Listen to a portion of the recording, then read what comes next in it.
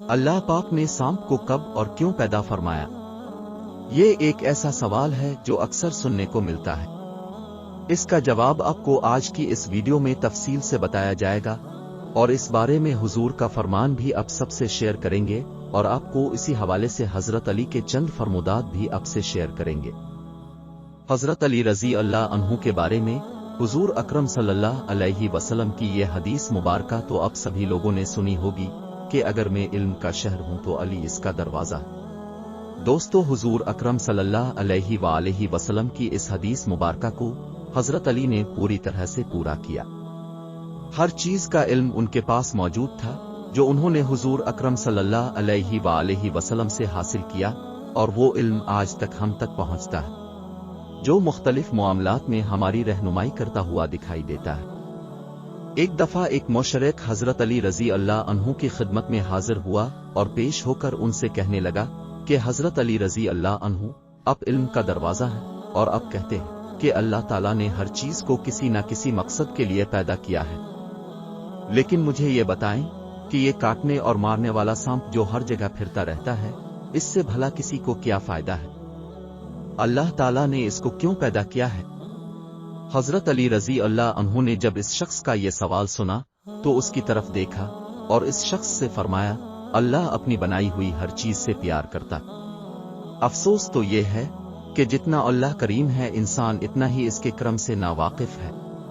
और फरमाया, ए शख्स, अल्लाह ताला ने सांप के मुंह में जहर इसलिए रखा है ताकि सांप जोर जोर से अपने मुंह से हवा निकाले और उसकी हवा की बदौलत फिजा में जितनी ऐसी बीमारियां जन्म लेती हैं जो इंसान के लिए नुकसान का सबब बनती हैं, वो तमाम बीमारियां खत्म हो जाएं। और फरमाया, ए शख्स, याद रखना इंसान के वजूद में कुछ ऐसे बीमारियां जन्म लेती हैं जिनका इलाज अल्लाह ताला ने सांप के जहर में रखा है। अफसोस तो ये है कि इंसान सिर्फ वही जानता है जो वो जानना चाहता है। दोस्तों, क्या आप जानते हैं कि सांप पहले जन्नती जानवर था जिसके मुंह से जहर की जगह खुशबू निकलती थी? फिर आखिर इससे ऐसी कौन सी सजा सरजद हुई जिसकी वजह से इसे जन्नत से निकाल दिया? बताते चले कि सांप और मोर पहले जन्नत में ही रहते थे, लेकिन फिर उन्होंने वहां एक ऐसी गलती कर दी जिसकी वजह से अल्लाह ताला ने उन्हें जन्नत से बाहर निकाल दिया था। दोस्तों, जब शैतान मरदूद ने इंसान को सजदा करने से इनकार कर दिया, यानी हजरत आदम अलैहिस्सलाम को सजदा नहीं किया, तो अल्लाह ताला ने इसे जन्नत से बेदखल कर दिया। चूंकि जन्नत बेहद खूबसूरत जगह है, वहां खाने पीने घूमने के लिए बहुत सी जगहें मौजूद हैं, लेकिन जब हजरत आदम अलैहिस्सलाम वहां पर खुद को अकेला महसूस करने लगे और उदास रहने लगे, तो अल्लाह ताला ने हजरत आदम अलैहिस्सलाम की उदासी दूर करने के लिए बीबी हव्वा को पैदा किया। इस तरह हजरत आदम अलैहिस्सलाम को बीबी हव्वा का साथ मिल गया और वो दोनों जन्नत में खुशी खुशी रहने लगे। अल्लाह ताला ने उनसे फरमाया, तुम दोनों जन्नत में जहां मर्जी जाओ, जो मर्जी खाओ, जो मर्जी करो, लेकिन खबरदार इस दरख्त के पास न जाना और न ही इस दरख्त पर फल खाना, वरना तुम जालिमों में से हो जाओगे। जन्नत में सांप और मोर भी रहा करते थे, वो जन्नत से बाहर भी चले जाया करते थे। इस वक्त सांप के पांव भी थे और उसके मुंह से खुशबू भी आया करती थी। मोर के पांव इस वक्त बहुत खूबसूरत थे, जो आज हमें खूबसूरत दिखाई नहीं देते। एक दिन जब ये दोनों जन्नत से बाहर आए तो शैतान ने इन दोनों से कहा कि मुझे अपने साथ जन्नत में ले जाओ, जिस पर सांप और मोर ने कहा कि हमें अल्लाह ताला का खौफ है, हम तुम्हें जन्नत में नहीं ले जा सकते, कोई देख लेगा। जिस पर शैतान ने उन्हें भुलाया फुसलाया और कहा कि मैं भी तो तुम्हारे साथ जन्नत में हुआ करता था, तुम्हारा दोस्त हुआ करता था, मुझे अपने साथ ले जाओ। जिस पर सांप ने शैतान को मशवरा दिया कि तुम सांप बन जाओ, मोर तुम्हें खा जाएगा और तुम्हें जन्नत में जाकर मुंह से बाहर निकाल देगा। शैतान को यह मशवरा पसंद आया और वो फौरन सांप बन गया और मोर ने इसे खा लिया और जन्नत में ले जाकर उसे मुंह से निकाल दिया। इस तरह शैतान जन्नत में दाखिल हो गया। शैतान ने जन्नत में हजरत आदम अलैहिस्सलाम और बीबी हव्वा से मुलाकात की और उन्हें कहा कि मैं तुम्हारा खैर खा हूं, तुमने जन्नत में अभी तक इस फल को क्यों नहीं खाया?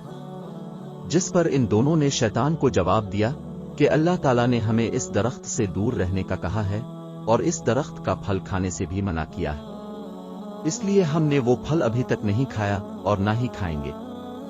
جب حضرت آدم علیہ السلام سو گئے تو شیطان بی بی حوا کے پاس آیا اور ان کو بہکانے لگا اور کہنے لگا کہ اللہ تعالیٰ نے تمہیں وہ پھل کھانے سے اس لیے منع کیا ہے کہ کہیں وہ پھل کھانے کے بعد تم فرشتہ نہ بن جاؤ اور ہمیشہ کے لیے جنت میں نہ رہنے لگو۔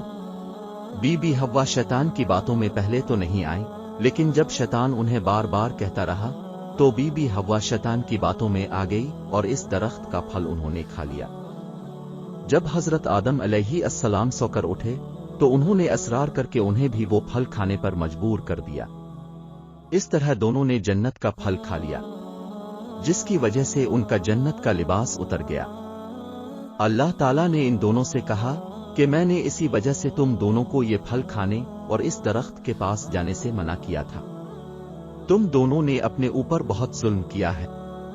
اس پر حضرت آدم علیہ السلام اور بی بی حوا کو اپنی غلطی کا احساس ہو گیا اور انہوں نے اللہ تعالیٰ کی بارگاہ میں حاضر ہو کر معافی مانگی۔ اللہ تعالیٰ نے انہیں معاف کر دیا اور حضرت آدم علیہ السلام اور بی بی حوا کو جنت سے نکال کر زمین پر بھیجا اور کہا کہ زمین پر ایک خاص وقت تک تمہارا ٹھکانہ ہے اور تم زمین پر ہی رہو گے۔ اللہ تعالیٰ نے مور کو جنت میں شیطان کو لے جانے کی وجہ سے اس کی خوبصورتی چھین لی، اور جس پاؤں سے وہ شیطان کو جنت میں لے کر گیا تھا اس کو بدصورت بنا دیا۔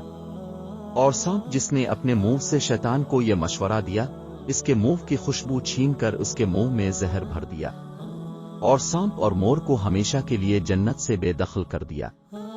تو یہ تھی آج کی ویڈیو، اگر اچھی لگی ہو تو لائک اور شیئر کریں۔ شکریہ۔